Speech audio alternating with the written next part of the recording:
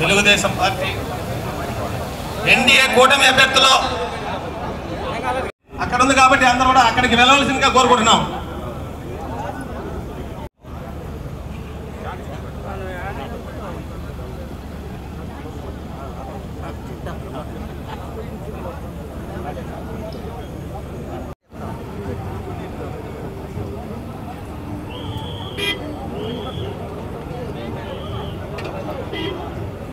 ఏం చేస్తున్నారు మామూలుగా మీరు?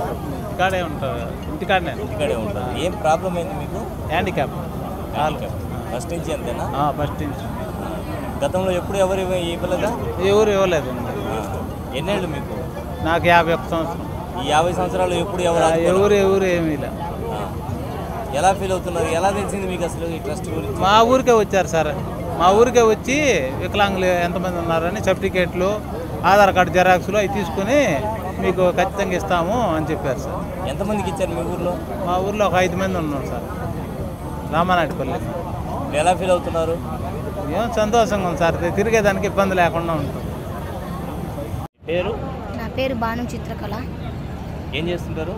నేను అభిరామ్ హాస్పిటల్లో జాబ్ చేస్తుంటాను. ఎలా జరిగిందేమో? ప్రమాదం జరిగిందా? ఎట్లా ఫస్ట్ నుంచి? నేను ఫస్ట్ నుంచి ఇంతే, నేను ఇలాగే ఉంటాను. నేను ఎంసీఏ చేసి ఉన్నాను. ఎక్కడ జాబ్లో చేరకపోతే సార్ జాబ్ ఇచ్చారు, శ్రావణ్ సార్. అంటే గతంలో ఎవరు కూడా మీకు హెల్ప్ చేసిన సందర్భాలు లేవు? లేవు సార్. ఎవరు హెల్ప్ చేయలేదు? ఎవరు హెల్ప్ చేయలేదు. ఎట్లా తెలిసిందమ్మా ట్రస్ట్ గురించి? విపిఆర్ ట్రస్ట్ గురించి? విపిఆర్ ట్రస్ట్ గురించి సచివాలయంలో చెప్పారు. సచివాలయంలో సులోచన మేడం చెప్పారు.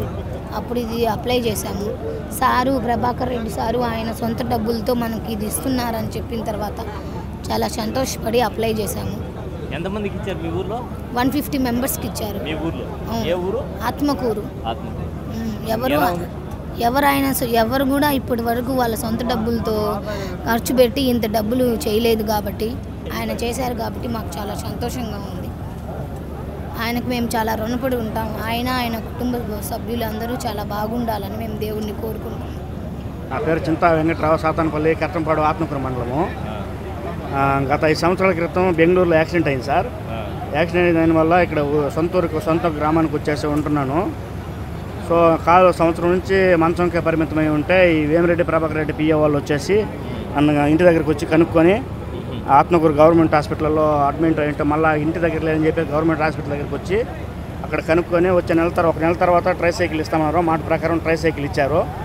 సో వాళ్ళ కుటుంబానికి నా ధన్యవాదాలు సార్. మరొకసారి వేమిరెడ్డి ప్రభాకర్ రెడ్డి గారికి ఆరోగ్యాలతో వాళ్ళ కుటుంబం చల్లగా ఉండాలని దేవుడిని ప్రార్థిస్తున్నాను సార్.